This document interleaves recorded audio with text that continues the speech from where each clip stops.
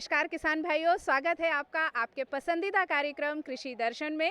आइए आज आपको लेकर चलते हैं सीएट भोपाल में। आज यहाँ पर हलचल है, बहुत सारी हमारी महिला उद्यमी आए हैं, कृषक महिलाएं यहाँ पर आई हुई हैं और साथ ही यहाँ पर कृषि मंत्रालय के अधिकारी हैं, साथ ही यहाँ पर मैनेज हैदराबाद के भी अधिकारी आए हुए हैं। जी हाँ, मैनेज हैदराबाद और सीएट के संयुक्त तत्वाधान में G20 का एक सहयोगी कार्यक्रम यहाँ पर आज आयोजित किया गया है।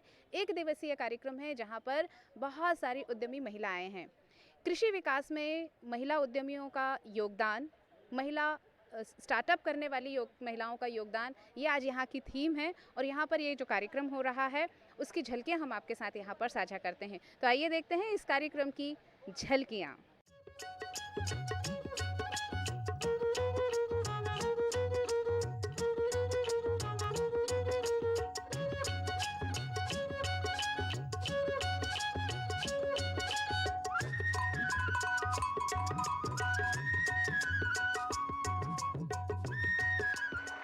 आज जो आप विश्व की तरफ जो देख रहे हैं, जो ग्लोबलाइजेशन है, डिजिटाइजेशन है, स्टार्टअप का जो स्वर्ण काल का जो युग है, इसमें व्यवसाय की इतनी उपलब्धता है।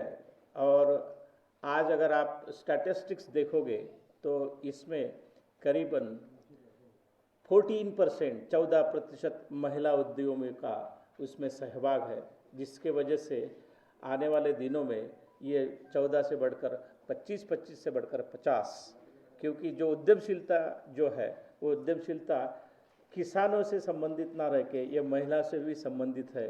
और वो महिलाएं अगर इस पूरे ग्लोबलाइजेशन का मार्केटिंग के लिए या एंटरप्रेन्योर के लिए अगर आगे आके काम करे तो मैं समझता हूँ कि आपके पास वो सारे दरवाजे खुल जाएंगे जो आपने आज तक कभी जिस पर नॉक ही नहीं किया है। वैश्विक लेवल पर अगर आप देखोगे तो भारत की जो भी अपनी इकोनॉमी रही है वो कृषि से जुड़ी होने की वजह से हम पिछले कोविड के काल में भी हम उसमें सर्वाइव कर पाए। उसमें एक ही ऐसा जरिया था कि जिसका कोविड को मात देते हुए हमने एग्रीकल्चर के सेक्टर में अपनी बराबर की हिस्सेदारी रखने की वजह से हम उस चीज़ को इकोनॉमी को मेंटेन कर पाए। अभूतपूर्व काम हुआ है, केवल ना इस राज्य में तो हुआ ही है, वो है स्वयं सहायता समूह का, जो एक्चुअली मेरे हिसाब से सबसे पहली कड़ी है जो एग्री या एंटरप्रेन्योर की, अगर एग्री अगर ना भी बोले क्यों, लेकिन कहीं ना कहीं रूरल एरिया से, ग्रामीण इलाकों से हमारी महिलाएं बहनें जुड़ी हुई हैं। छोटा छोटा काम जो है, जिसको हमें लगता है छोटा, आपको लगता होगा, लेकिन वो एक ऐसी कड़ी है जो कि एक बड़ी छलांग जो है लगाई है। अब एक दूसरी कड़ी आना जरूरी है कि उस बड़ी छलांग को और बड़ा करने की आवश्यकता है।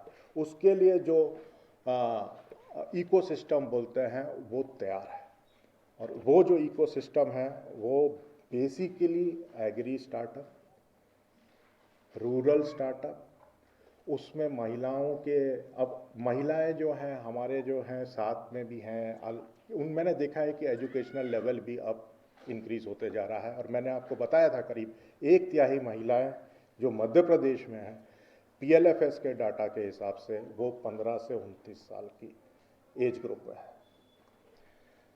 अब इस चीज़ को आगे कैसे लेके जाया जाए, इंगले जी ने काफ़ी विस्तृत तरीके से बताया कि किस तरीके से अलग अलग स्कीमें हैं, उन स्कीमों का फ़ायदा ले सकते हैं। मैं ये कहूँगा कि आप उनको फ़ायदे के रूप में ना देखें, बल्कि एक उसको जुड़ने के रूप में देखें। आज जो है इस एक MOU भी हम साइन कर रहे हैं ACABC की। जब एग्री स्टार्टअप की अवधारणा नहीं हुई थी तब मेरे को लगता है जो agree clinic, agree business scheme जो है एक स्टार्टअप स्कीम ही थी, उसको उस तरीके से देखा नहीं गया, स्टार्टअप के टर्मिनोलॉजी में उसको परिभाषित नहीं किया गया। लेकिन वो 2002 में ही ये स्कीम आ गई थी। I think it is now time कि उस स्टार्टअप स्कीम को और आगे लेके जाया जाए, और उसको उस तरीके से अब हमने देखा है। हमारा नाबार्ड में, अपनी ओर से मैं आपके साथ साझा करने में हर्ष महसूस करता हूं कि नाबार्ड में हमने देखा है कि जो फार्मर प्रोड्यूसर ऑर्गेनाइजेशन है जो एसएचजी ग्रुप्स और महिलाओं के ग्रुप से बना हुआ है, उनका टर्नओवर और उनका बिजनेस जो है ज़्यादा बढ़ता है कंपेयर टू मेल एफपीओ। और इसके ये प्लेटफॉर्म नहीं है, कभी विस्तृत चर्चा जरूर होगी। तो डेफिनेटली जो काम जो है कृषि आधारित पे महिलाएं कर रही हैं, उसका कंट्रीब्यूशन जो है उसको नकारा नहीं सकता, लेकिन उसको डाटा में अभी कहीं ना कहीं उसको जोड़ा नहीं गया है, फॉर्मलाइज नहीं किया गया है। तो डेफिनेटली जो है, चाहे उद्यमशीलता के नाबार्ड के कार्यक्रम हो, एलईडीपी वगैरह, उसमें भी जो है हमने ट्रेनिंग में पाया है कि जो क्रेडिट लिंकेज होता है वो ज़्यादा होता है। सीएट भोपाल में मैनेज हैदराबाद के संयुक्त तत्वाधान में जो एक कार्यशाला आयोजित की गई, अभी इसकी आपने झलकियां देखी। कार्यक्रम में वक्त है एक छोटे से अंतराल का, बस अभी उपस्थित हुए।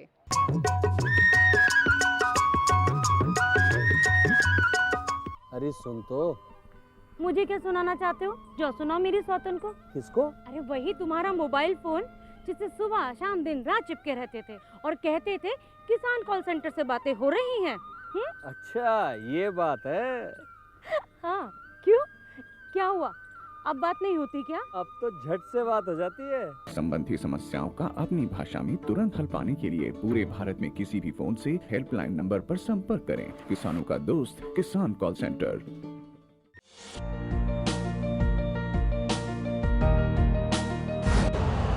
यूरिया का स्वदेशी उत्पादन 70 लाख टन बढ़ाने के लिए 6 उर्वरक संयंत्रों का उद्धार किया जा रहा है।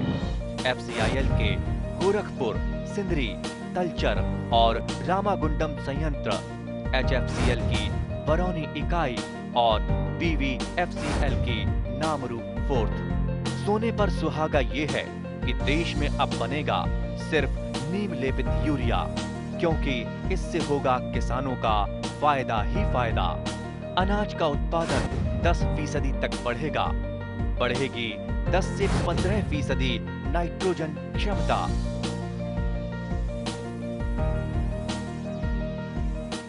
अंतराल के बाद कृषि दर्शन कार्यक्रम में आपका फिर से स्वागत है। आइए देखते हैं सीएट मैनेज के संयुक्त तत्वाधान में जो कार्यक्रम G20 का सहयोगी कार्यक्रम हुआ है, उसकी और जानकारियाँ मिलते हैं यहाँ पर आए हुए प्रतिभागियों से और यहाँ के अधिकारियों से। सबका साथ सबका विकास हो, इसी तर्ज पर काम कर रहे हैं और G20 में तो हम वैसे भी अपना नेतृत्व कर रहे हैं और काम भी हो रहे हैं। अब हम बात करना चाहते हैं एक महिला उद्यमी से जो आगे बढ़ रही हैं कृषि के क्षेत्र में। उनकी कहानी उन्हीं की जुबानी सुनना चाहेंगे। जी, मेरा नाम अफरोज़ आकिल सिद्दीकी है। मैं टीकमगढ़ से आई हूँ और हम मशरूम की खेती कर रहे हैं मैम। ऑयस्टर मशरूम लगाया है भी हमने, इससे पहले मिल्की मशरूम का कर चुके हैं, अब ऑयस्टर पर काम कर रहे हैं। तो ये हम लोग 500 रुपये से समझिए शुरू किया है बिजनेस और अब थोड़ा थोड़ा धीरे धीरे बढ़ा रहे हैं। अभी कम से कम 1 क्विंटल भूसे पर हम लोगों ने इसका उद्योग लगाया हुआ है। बहुत बढ़िया कि हमारे यहाँ जो बहनें हैं वो आगे बढ़ रही हैं। हम और जानना चाहेंगे किस तरह आपके मन में ये बात आई कि हमको मशरूम की खेती करना चाहिए। धन्यवाद मैम। सबसे पहले तो मशरूम की खेती जो मैंने करीबन 4-5 साल पहले सुना, तो वैश्विक जो सबसे ज़्यादा परिवर्तन का समय आया है वो है कोविड-19। जब लोगों ने अपनी जॉब छोड़ दी, बहुत सारे क्राइसिस आए हैं बीच में, तो उस समय हम भी बैठे हुए थे घर पे और सोच रहे थे क्या करें क्या नहीं करें। कहते हैं हमारी मातृभूमि और धरती माता किसी का साथ नहीं छोड़ती। तो उसी तरह मैं घर में प्राकृतिक खेती की तरफ मेरा रुझान पहले से भी था, तो मशरूम की तरफ मेरा इसलिए गया मैम ध्यान कि जो हमारी एक कृषि उत्पाद होती है और जो व्यर्थ निकल जाता है उसका निस्तारण किस तरह से किया जाए। तो मशरूम की खेती में मैंने सुना बहुत ही कम लागत लगती है और वो चीज़ें इस्तेमाल होती है जो लोगों के लिए बेकार है। तो उसका उपयोग करके हम बहुत अच्छा उत्पादन भी कर सकते हैं, रोज़गार भी मिलता है और जो प्रदूषण की समस्या होती है वो हमारी कम होती है। और ये बायोडिग्रेडेबल होने के कारण हमारी प्रकृति की सुरक्षा के लिए भी होता है। तो इसलिए मेरा रुझान मशरूम की खेती के लिए आया। और चूँकि हम लोग बुंदेलखंड से बिलोंग करते हैं, वहाँ पानी की समस्या और बहुत सारे ग्रामीण अंचलों में जो महिलाओं की समस्याएं हैं, कुपोषण, तो उसको सुधारने के लिए कोई और नहीं आएगा, हमें ही पहल करनी है। तो मशरूम एक ऐसा उत्पाद है जिससे हम आसानी से कुपोषण की समस्या को दूर कर सकती हैं। और ग्रामीण अंचलों की महिलाएं जुड़ेंगी, शहरी महिलाएं जुड़ेंगी, और जब महिला जुड़ती है किसी भी काम में मैम, ये मेरा अनुभव है कि वो पूरे तन मन धन से लगती हैं। तो मैं मातृशक्ति को साथ लेके चल रही हूँ और मुझे बहुत ही अच्छा सहयोग महिला सशक्तिकरण का मिल रहा है। और हमारे प्रशासनिक अधिकारी वगैरह जितने भी नगर पालिका परिषद सभी हमें स्थानीय स्तर पे भी बहुत सहयोग कर रहे हैं। कृषि विज्ञान केंद्र से हम लोगों ने प्रशिक्षण लिया और इसको और आगे बढ़ाने का प्रयास कर रहे हैं सर। बहुत ही अच्छी बात है कि सरकार साथ में काम कर रही है और महिलाओं में जोश है कि उन्हें कुछ आगे करना है और आगे भी करते जाएंगे। हम और भी जानकारियां हासिल करना चाहेंगे। अब हमारे साथ एक और हमारी महिला उद्यमी है, वर्मी कंपोस्ट पर ये काम कर रही हैं। आइए उनसे अनुभव साझा करते हैं। अपना नाम बताएं और अपनी जानकारी दें। नमस्कार, मेरा नाम मुक्तानंदन श्रीवास्तव है और मैं वर्मी कंपोस्ट का मैन्युफैक्चरिंग यूनिट है। मेरी वर्मी कंपोस्ट के अंदर जो है 2 चीज़ें बहुत अच्छी हैं। एक तो माइक्रो न्यूट्रिएंट्स बहुत होते हैं। इसके अंदर हम क्या करते हैं, जितने मंदिरों के पौधे फूल होते हैं, जो मालाएं निकलती हैं, वो मालाएं क्या होती हैं, जनरली फेंक दी जाती हैं। तो उन मालाओं को इकट्ठा करवा के उसको अलग करके सारे उसमें से धागे वागे निकाल के फिर वो हम वर्मी कंपोस्ट में डालते हैं। तो वर्मी कंपोस्ट जो होती है माइक्रो न्यूट्रिएंट से रिच हो जाती है। और साथ ही इसके साथ मैं वर्मी वाश और ट्राइकोडर्मा कल्चर और सीडोमोनास कल्चर इस पर भी काम कर रही हूँ। और जैविक प्रोम भी है। और सारी चीज़ें ये जो है एक ऐसा देना चाहती हूँ मैं स्टार्टअप के द्वारा कि अगर कोई खेती कर रहे हैं तो उनको जैविक के लिए फंजीसाइड और बैक्टीरियासाइड सारी चीज़ें उनको जैविक में ही मिले। तो यही सारी चीज़ें मैं करना चाहती हूँ। और ताकि जैविक मतलब पूर्ण जैविक वो हो, ये नहीं कि हम जैविक में खाद जैविक डाल रहे हैं वर्मी कंपोस्ट लेकिन डाल रहे कीटनाशक हैं। तो ये नहीं चाहती मैं कि ये, और इसी में मेरा प्रयास है। और सरकार और प्रशासन और शासन सभी मुझे इसमें सहयोग कर रहा है। Thank you very much. बहुत ही अच्छी जानकारी बताया है इन्होंने और आप इनके चेहरे की खुशी देख सकते हैं। बोलने का अंदाज़ आप लोगों को समझ में आएगा कि एक आत्मविश्वास इन महिलाओं में आया है कि जो खुद आत्मनिर्भर भी बन रही हैं और रोज़ी रोज़गार से खुद तो जुड़ रही हैं, लोगों को भी जोड़ रही हैं। आइए हम एक अनुभव और साझा करना चाहेंगे। सभी को मेरा नमस्ते। मैं मध्य प्रदेश डेढ़ राज्य ग्रामीण आजीविका मिशन के जो स्व सहायता समूह होते हैं, मैं उसकी सदस्य हूँ और अध्यक्ष भी हूँ। मैं आजीविका मिशन के माध्यम से सब्जी उत्पादन, जैविक कृषि को हम बढ़ावा देते हैं और सभी महिलाएं इकट्ठा होकर प्रोड्यूसर ग्रुप का निर्माण करते हैं। वहाँ पे सभी महिलाएं इकट्ठा होकर काम करती हैं और साथ में ही हम लोग अचार मैन्युफैक्चरिंग का काम भी करते हैं। तो सभी महिलाएं ही हमारी स्व सहायता समूह की जो दीदियाँ होती हैं वो सभी मिलकर काम करती हैं और उन लोगों को रोज़गार भी उपलब्ध होता है। प्लस जैविक कृषि होती है। जैविक कृषि में हम नीम अस्त्र, जैविक खाद वगैरह ही यूज़ करते हैं, पुनारे वगैरह बना के, जो खुद से हमें ट्रेनिंग दी जाती है आजीविका मिशन के माध्यम से। ये अलग अलग तरीके के जो कार्यक्रम संचालित होने जा रहे हैं, इनकी आय तो वृद्धि हो रही है, इसके साथ ही साथ हमारे पूरे प्रदेश के विकास में कृषि का जो विकास होना है या कृषि से संबंधित जो विभाग हैं या कृषि से संबंधित जो गतिविधियां हैं, उसमें भी एक बहुत बड़ा रोल इस आप लोगों का है। इसके साथ बैंकर्स, आज आप लोगों ने देखे, ये ऐतिहासिक दिन है आज कि बैंकर्स जो है ना 4 बैंकों के इतने सीनियर अधिकारी यहाँ पर उपस्थित हुए और उनके साथ एमए हुआ केवल एग्री बिजनेस के ऊपर। ये अपने आप में बड़ा महत्वपूर्ण बात है और मैं सीएट की तरफ से इन सभी को साधुवाद और धन्यवाद देना चाहता हूँ कि आपने इस तरीके से जो कार्यक्रम आज रखवाया, ये अनुकरणीय होगा हमारे सीएट के लिए। हम चाहते हैं हम पूरे मध्य प्रदेश में एग्रीकल्चर सेक्टर का एक्सटेंशन एक्टिविटीज़ का काम तो कर ही रहे हैं, साथ ही साथ एसएचजी और जो हमारी एफपीओस के ग्रुप्स हैं, महिला ग्रुप्स हैं, इन सब में भी सीएट की भागीदारी है। तो ये कार्यक्रम हमारे लिए बड़ा मार्गदर्शक का काम करेगा आयोजकों के लिए, और हमारे जो महिलाएं यहाँ पधारी हैं उन सबका मैं धन्यवाद ज्ञापित करता हूँ। भारत सरकार की एक जो योजना है agri clinics and agri business scheme ACABC, उसका मैं प्रधान समन्वयक हूँ और आज यहाँ पर सीएट के माध्यम से G20 का एक साइड इवेंट यहाँ पर हम आयोजन किया है उसका। और इस आयोजन के लिए मध्य प्रदेश में जितने भी महिला उद्यमी ACABC स्कीम के माध्यम से अभी तक उन्होंने अपना बिज़नेस स्टार्ट किया है, ऐसे महिला उद्यमियों को हमने यहाँ पर आमंत्रित किया है। और RKVY रफ्तार के तहत जो भी स्टार्टअप मध्य प्रदेश में यहाँ पर तैयार हुए हैं, उन महिला स्टार्टअप जो एग्रीकल्चर में, उनको हमने यहाँ पर आमंत्रित किया है। और साथ ही में जो आत्मा के तहत हर एक ज़िले में, मध्य प्रदेश के 51 ज़िले में आत्मा के तहत जो महिला उद्यमी वहाँ पे अपने अपने क्षेत्र में बिजनेस कर रहे हैं, एग्रीकल्चर और अलाइड सेक्टर में, इन सभी महिला उद्यमी को यहाँ पर आमंत्रित किया है। साथ ही में यहाँ पर हमें विशेष अतिथि के रूप में ministry of agriculture and farmers welfare के joint director Shri S R. Ingle ji यहाँ पर आए हैं। मध्य प्रदेश के नाबार्ड के सीजीएम हमारे इस कार्यक्रम में मुख्य अतिथि के तौर पर आए थे। और साथ ही में आज की इस कार्यक्रम में एक बहुत ही महत्वपूर्ण घटना यहाँ पर हमने मतलब संपन्न हुई है। 4 बैंक जो कि मध्य प्रदेश में कार्यरत है, State Bank of India, Central Bank of India, Bank of India and Madhya Pradesh Gramin bank, इनके मैनेजिंग जनरल मैनेजर्स यहाँ पर आए थे और मैनेज के साथ, नाबार्ड के साथ इन चारों बैंकों का एक एमओयू यहाँ पर साइन हुआ है। इस एमओयू का जो मुख्य उद्देश्य था कि एसीएबीसी के तहत जो भी ट्रेनिंग ले रहा है उसको लोन देने की सुविधा, नाबार्ड से सब्सिडी मिलने की सुविधा इस एमओयू के माध्यम से होगी। और ये सुचारू रूप से हमने अन्य राज्यों में भी शुरू किया है। सर्वप्रथम हमने इसी प्रयास को तेलंगाना स्टेट में 2021 को हमने इसको लागू किया था और उसके बहुत ही सफल होने के कारण हम उसको अलग अलग राज्यों में अब उसको लागू कर रहे हैं। जी, आपने ये कार्यक्रमों की श्रृंखला बताई है, कार्यक्रमों के उद्देश्य बताए हैं, आगे क्या योजनाएं हैं कृषि विभाग की? जैसे कि आप भी जानते हैं कि G20 में महिला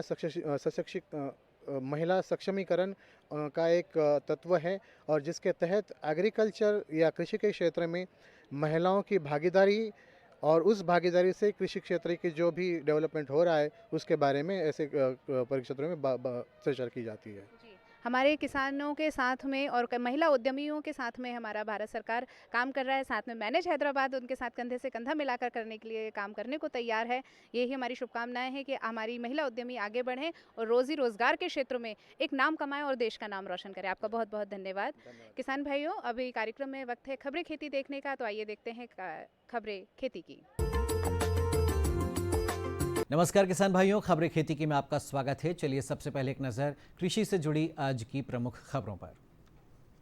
G20 के तहत प्रदेश भर में कार्यक्रम आयोजित, कृषि विभाग का शिकागो विश्वविद्यालय के साथ करार, धान खरीदी का भुगतान जल्द और अनुदान पर लें कृषि यंत्र। और चलिए अब देखते हैं समाचार विस्तार से। इंदौर में 13 से 15 फरवरी तक होने वाले G20 की कृषि ग्रुप की बैठक से पहले प्रदेश भर में कई कार्यक्रम आयोजित किए जा रहे हैं। इसी सिलसिले में भोपाल में राज्य कृषि विस्तार एवं प्रशिक्षण संस्थान में कार्यशाला और प्रशिक्षण कार्यक्रम आयोजित किया गया। राष्ट्रीय कृषि विस्तार प्रबंधन संस्थान हैदराबाद और राज्य कृषि विस्तार एवं प्रशिक्षण संस्थान द्वारा संयुक्त रूप से कार्यशाला का आयोजन किया गया। वुमन लेड एग्रीकल्चर डेवलपमेंट विषय पर मध्य प्रदेश की महिलाओं का कृषि उद्यमिता एवं एग्री स्टार्टअप में योगदान एवं आर्थिक सहायता उपलब्ध कराने के संबंध में इस कार्यशाला में चर्चा हुई। कार्यक्रम में भारत सरकार के कृषि मंत्रालय के संयुक्त निदेशक S.R. इंगले ने प्रदेश की महिलाओं को स्टार्टअप वुमेन एंटरप्रेन्योरशिप में तकनीकी एवं वित्तीय सहायता के लिए राज्य व केंद्र सरकार की योजनाओं का लाभ उठाने की सलाह दी। श्री इंगले ने बताया कि लघु एवं सीमांत किसान को फसलों में कीटनाशक एवं पोषक तत्वों के स्प्रे के लिए कृषि में नवाचार का उपयोग करना चाहिए, जिससे कम से कम समय में कम लागत में फसलों से अधिक लाभ कमाया जा सके। इस अवसर पर नाबार्ड के CG निरुपम मेहरोत्रा ने बताया कि प्रदेश के ग्रामीण इलाकों में कुल महिलाओं में से 1/3 महिलाएं उद्यमिता की ओर तेजी से आगे बढ़ रही हैं, किंतु अभी भी जेंडर असमानता की ओर अधिक कार्य करने की आवश्यकता है। इस अवसर पर मैनेज हैदराबाद के डिप्टी डायरेक्टर डॉक्टर शाहजी फंड ने बताया कि AC एंड ABC कार्यक्रम को सर्वप्रथम तेलंगाना राज्य में पायलट प्रोजेक्ट के रूप में शुरू किया गया था। इसके पश्चात भारत के सभी राज्यों में चलाया जा रहा है। कार्यशाला में प्रदेश के विभिन्न जिलों की लगभग 250 कृषि महिला उद्यमी, नए स्टार्टअप स्थापित करने वाले एवं अन्य विभिन्न प्रतिभागियों ने हिस्सा लिया। G20 के अंतर्गत ही प्रदेश की ऐतिहासिक नगरी मांडू में प्रशिक्षण कार्यक्रम का आयोजन किया गया। 2 दिनों तक चले इस कार्यक्रम में किसान उत्पादक कंपनियों की बोर्ड ऑफ डायरेक्टर्स और CEO को प्रशिक्षण दिया गया। ट्रांसफॉर्म रूरल इंडिया फाउंडेशन यानी TRIF के सहयोग से भारत सरकार के कृषि एवं किसान कल्याण मंत्रालय द्वारा आयोजित इस कार्यक्रम में प्रतिभागियों को बिजनेस प्लानिंग का प्रशिक्षण दिया गया। इस बार G20 शिखर सम्मेलन की थीम वसुधैव कुटुंबकम और कृषि व्यवसाय में महिलाओं की भागीदारी है। इसी विषय को ध्यान में रखते हुए कार्यक्रम में प्रदेश के 8 जिलों की 22 महिला किसान उत्पादक कंपनियों की बोर्ड ऑफ डायरेक्टर्स और सीईओ शामिल हुए। कार्यक्रम में भारत सरकार के कृषि मंत्रालय के संयुक्त निदेशक SR इंगले ने कहा कि G20 समूह में 19 देश और यूरोपियन यूनियन सम्मिलित हैं, जिसे वैश्विक आर्थिक और वित्तीय मुद्दों, व्यापार, जलवायु परिवर्तन, सतत विकास, स्वास्थ्य, कृषि, ऊर्जा और पर्यावरण समेत अन्य मुद्दों पर चर्चा के लिए गठित किया गया है। इस वर्ष भारत को अध्यक्षता करने का मौका मिला है, जो कि गर्व की बात है। साथ ही जिम्मेदारी भी है कि हम अपनी वसुधैव कुटुंबकम की परंपरा से विश्व को अवगत कराएं। इस अवसर पर transform rural India foundation TRIF के संदीप सक्सेना ने बताया कि केंद्र सरकार ने 10,000 FPO के गठन का लक्ष्य रखा है, जिसके अंतर्गत महिला स्वामित्व वाली महिला किसान उत्पादक कंपनियां गठित की जाएंगी। कृषि विभाग ने शिकागो विश्वविद्यालय के साथ की साझेदारी। खाद्य सुरक्षा में सुधार, जलवायु परिवर्तन के समाधान और किसानों को अपनी आय बढ़ाने में नवाचार के उपयोग के अवसरों का पता लगाना और भी आसान हो जाएगा, क्योंकि केंद्रीय कृषि और किसान कल्याण विभाग ने इसके लिए शिकागो विश्वविद्यालय की विकास नवाचार प्रयोगशाला के साथ साझेदारी की है। विकास नवाचार प्रयोगशाला DIL कम और मध्यम आय वाले देशों में लाखों लोगों को लाभान्वित करने की क्षमता वाले नवाचारों को विकसित करने के लिए अर्थशास्त्र के उपकरणों का उपयोग करता है।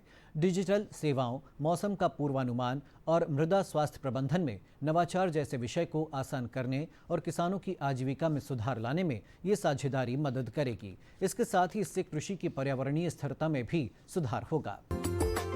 मुख्यमंत्री शिवराज सिंह चौहान ने कहा है कि धान उपार्जन में जिन किसानों का भुगतान रुका हुआ है, उनका भुगतान तुरंत किया जाए।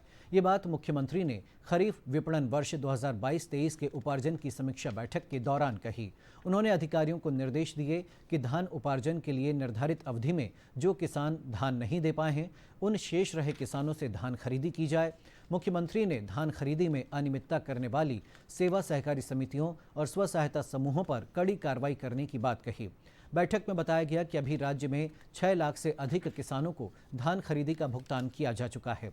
बैठक में इस बात की भी जानकारी दी गई कि धान उपार्जन में अनियमितता के लिए 11 संस्थानों पर FIR दर्ज की गई है।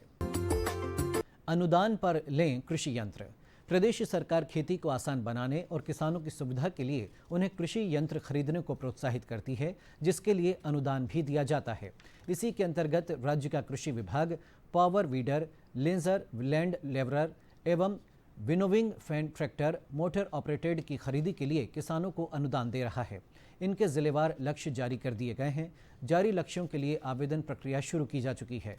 राज्य के सभी वर्गों के किसान इन कृषि यंत्रों के लिए 12 फरवरी 2023 तक ऑनलाइन आवेदन कर सकते हैं।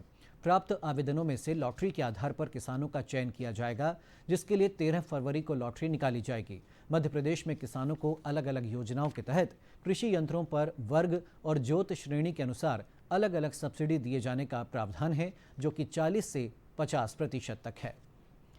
तो किसान भाइयों, खबरें खेती की में इतना ही। मुझे दीजिए अनुमति। नमस्कार।